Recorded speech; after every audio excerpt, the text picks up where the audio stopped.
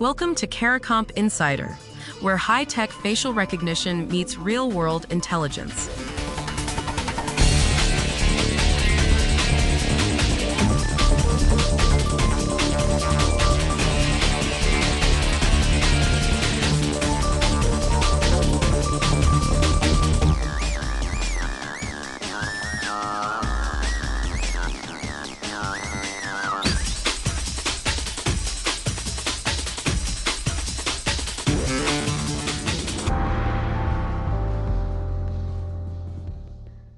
Out of 2,000 people tested in the UK and the US, only 0.1% could correctly tell every real video from a deepfake.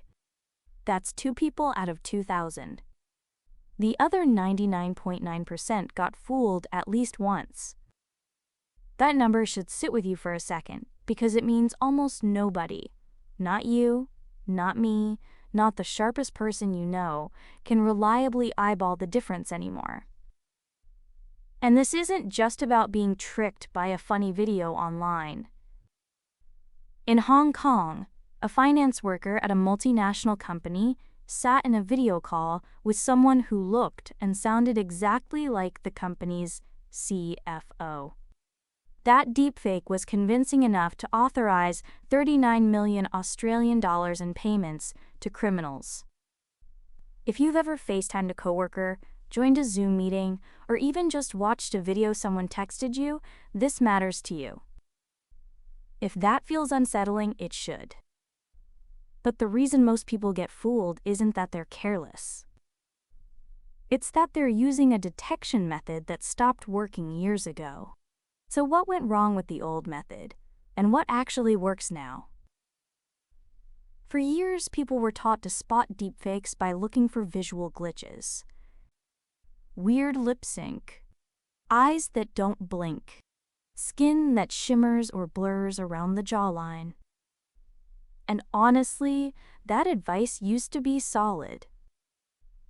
Between roughly 2018 and 2021, the technology was young enough that those artifacts showed up consistently. Media outlets ran Spot the Fake challenges. Awareness campaigns told everyone to hunt for glitches.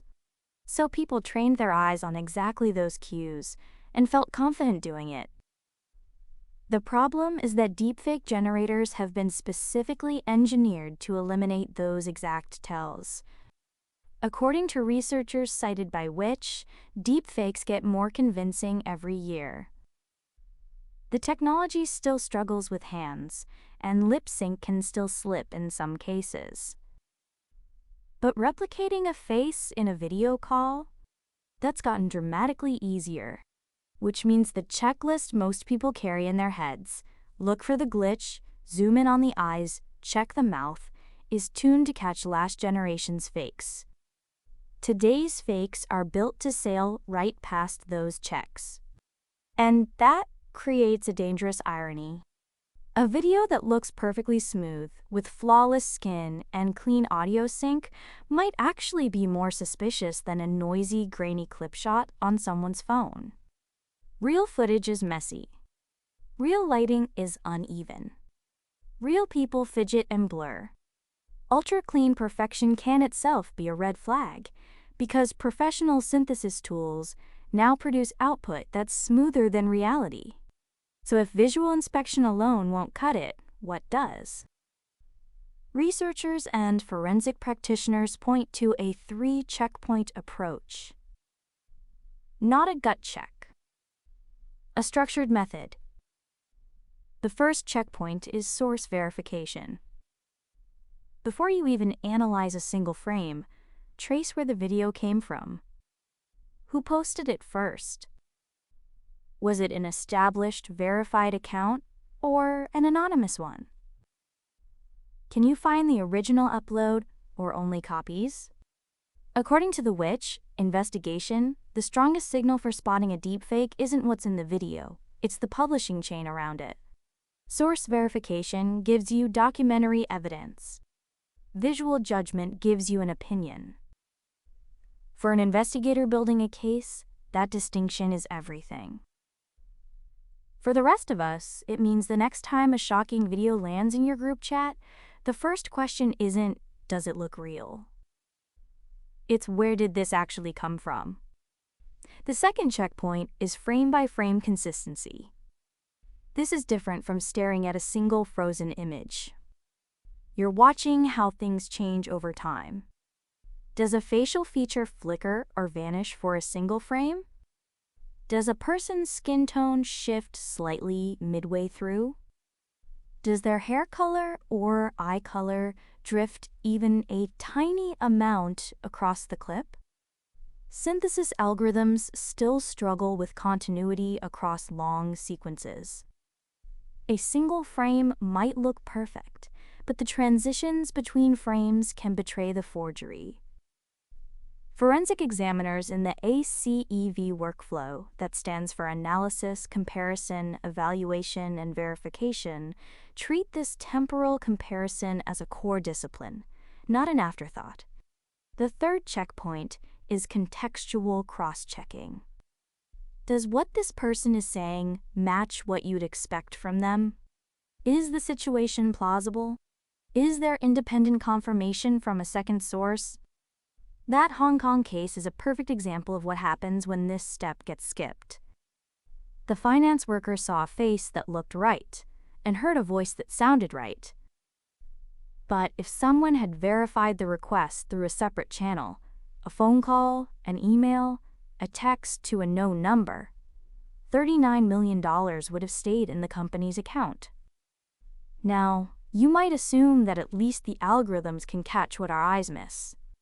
And facial recognition systems are powerful. But even they have hard limits. According to research analyzed by CSIS, when a facial matching algorithm is set to a 99% confidence threshold, its miss rate jumps to 35%. That means the system found the right person but wasn't confident enough to flag the match. A high match score doesn't eliminate false positives, especially in large-scale searches. For a professional running a database query, that means the algorithm is a starting point, never a conclusion.